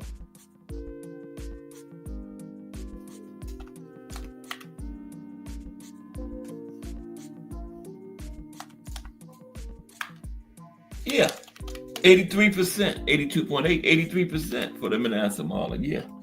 Okay, Jack Dempsey. Now, his biggest win was Jess Willett. That's when he first won the title, and man, Jess Willett was this big 6'6", 6'7", 6'8" guy. Outweighed Dempsey by like 50, 60 pounds. And Dempsey beat this man so bad, they accused him of having something in his hand wraps. That's how bad he broke the man's ribs and broke his orbital bone, jaws, and all that was in the first round. Right? But Jess Willett made it like 2 or 3 rounds before all that damage had done to him. 3rd round, knockout. And all that damage was done in the first. 1919, that was Jack Dempsey's first title. Ferocious. The first boxer to set $1 million gate. Jack Dempsey was a United States superstar attraction of the 1920s with his savage fighting style, devastating power, and rugged good looks. He was thrill a minute, exemplified by his fight with Louis Angel Firpo, where Dempsey knocked his opponent down 7 times, got blasted out of the ring himself, then scrambled back through the ropes to eventually knock out Firpo. And in just 2 rounds, 10 knockdowns in 2 rounds. I think he knocked Firpo down 8 times and he went down twice. 8 of them was in the first round. Okay. Yeah. That was Louis Angel Firpo. Wild Bull of the Pampas. Yeah, we're going to get him in. Okay. We are at number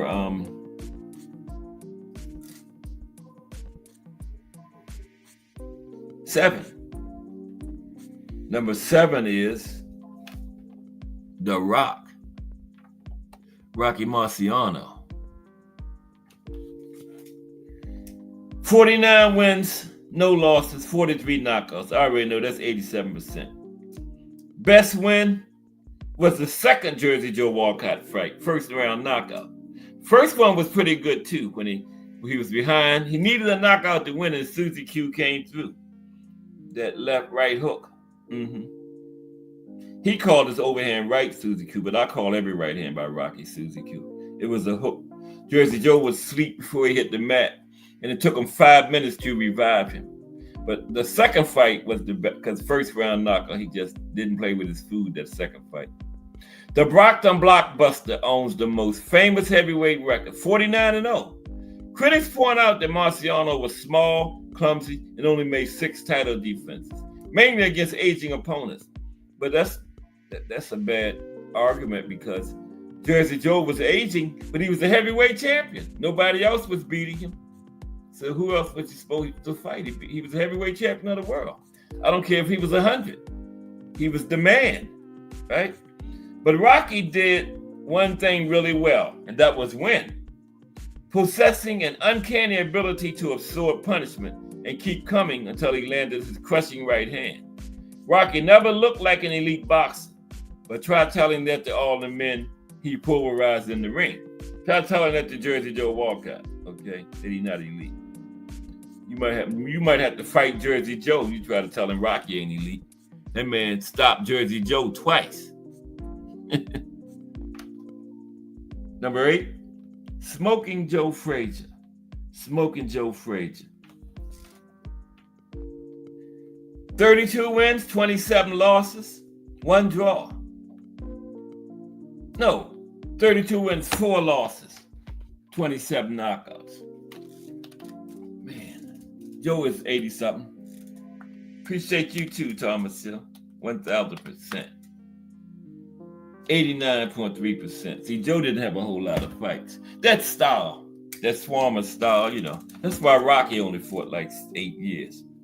But Joe's biggest win, y'all know what that was. The fight of the century. The most iconic fight of all time. Muhammad Ali won, 1971. 15-round decision, Frazier's biggest win. How iconic was that fight? The fight was March 8th, 1971. It was so iconic that on the 30th year anniversary, March 8th, 2001, the 2 men's daughters fought on the 30-year anniversary. That's iconic. When your 2 daughters fight to celebrate the 30th year anniversary of your fight. They don't get no more iconic than that. Okay? Smoking Joe Frazier is number 8.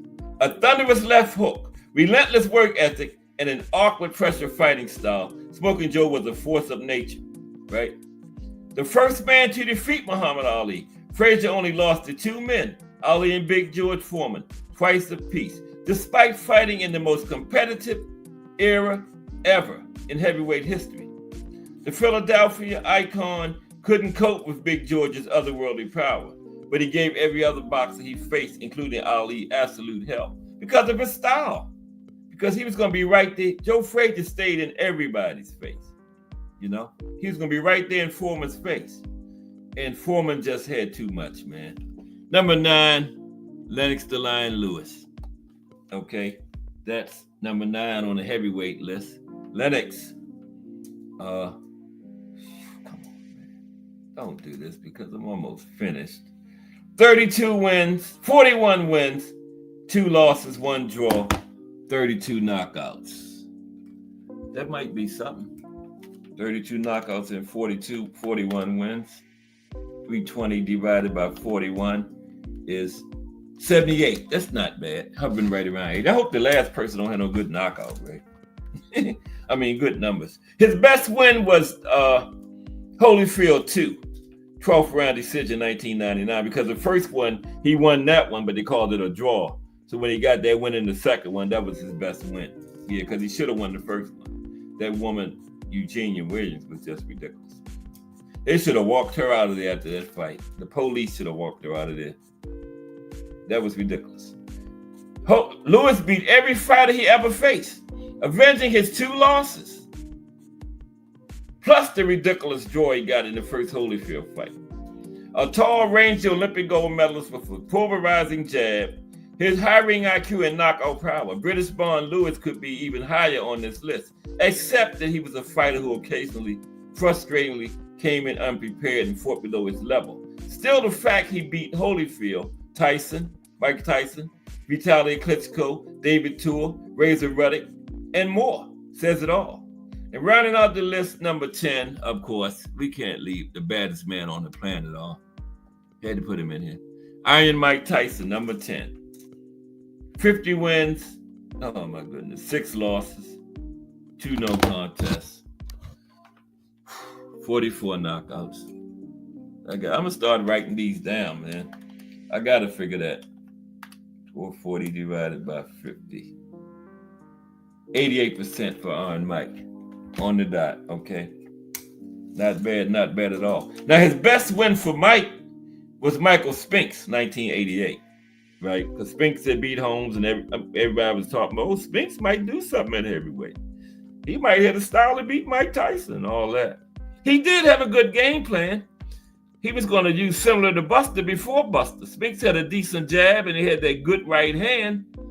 Keep Mike at bay with that jab, and then when Mike tried to rush in there, set a trap and drop that Spinks jinx on him. Had a beautiful game plan with the great Eddie Futch. But the only problem was when the fight started, Spinks saw Mike Tyson over there and got intimidated and forgot what the game plan was and rushed in there and tried to go toe-to-toe with Mike. Yeah, he said it after the fight. He said he was scared. Scared say you scared. The game plan went out the window. He wouldn't have beat Mike, but it would have went more than 91 seconds if he'd have used that plan. Spinks had a good jab, and he had a beautiful right hand that would have got Mike's attention, and he would have lasted probably into the second round. It wouldn't have been 91 seconds, but no, seriously, 5 or 6 rounds probably before Mike would have got it. But Mike never got any kind of respect because he was going toe-to-toe and didn't use the game plan. And I think Mike dropped him within like 20 seconds the first time or something, right away. I feel sorry for them people that went in the kitchen or something, came back. The ring announcer was in there, right? Yeah, that was his best window, Michael Spinks. Now, his prime was a bit like Iron Mike himself. Short, sharp, and explosive. His prime, just like he was built. Short, sharp, and explosive. Few fighters have had the menacing aura Mike Tyson carried to the ring. And while brutal punch power was his trademark, Pete Tyson also boasted fast hands, a sneaky jab, head movement, and a strong chin. It fell apart too soon for the youngest ever heavyweight champ, still is, whose life and career unraveled quickly once Don King and Robin Givens took over. But in the 1980s, Tyson tore through the division like nobody before or since. And he, along with the Four Kings, he saved boxing. Right after the Ali era, they needed a shot in the arm. The Four Kings and Mike Tyson was just what the doctor ordered. And there you have it. It was Prince Naseem Hamed. We just talked about some heavyweights. Appreciate everybody. Monday gonna be the Marco Antonio Barrera versus Eric Morales trilogy. Don't miss it. If it's Monday through, wait a minute now. Kensaw Love won. Jarrell Hattie, Al Booger, Mike Rim, Mike Mazik, Crush the Legend, BBO Sports TV, Terry Akers, Thomas Hill, Mike Rim. It's worth saying Mike Rim twice. Mike Rim and Miss Cass. Appreciate everybody. Be back Monday with another exciting episode of Cass Sports the Box Story. Because if it's Monday through Friday at 2 p.m., it's the Box Storian bringing you all that boxing history. Everybody have a great weekend. Got some great action going on in the ring this weekend. Hope you enjoy it. Watch out for them aliens. Everybody have a great weekend. Peace.